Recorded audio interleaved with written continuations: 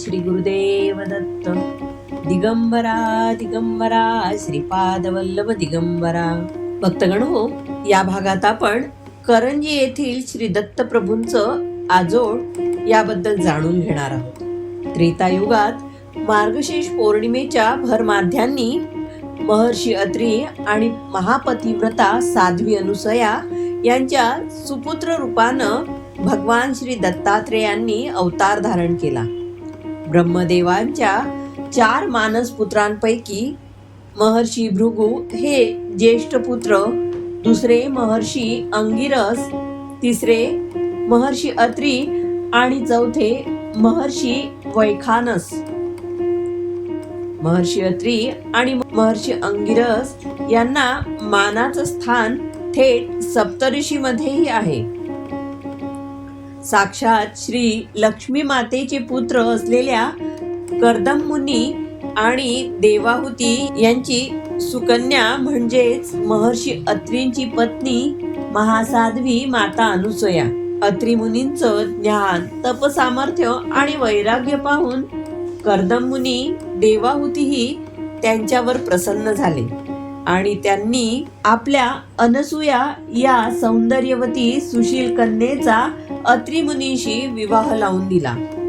अनुसूया म्हणजे असूयारहित अशा या महान सती श्री अनुसयेंचं माहेर अर्थात श्री दत्तप्रभूंचं आजोळ महर्षी कर्दम मुनींचा आश्रम आहे. दंडकारण्याचा अतिशय रम्य परिसर असलेल्या दिंडोरी जवळ करंजी या गावी, अगदी भर नाशिक वणी मार्गावर, वणीकडे जाताना डाव्या बाजूला लागतं ओझरखेड धरण आणि उजव्या बाजूला मुख्य रस्त्यापासून केवळ 3-4 किलोमीटर आत हे पवित्र स्थान आहे. यालाच निर्जल मठ असंही म्हणतात. याच परिसरात पराशर, मार्कंडेय, कण्व या तपस्वी महर्षींचेही आश्रम होते.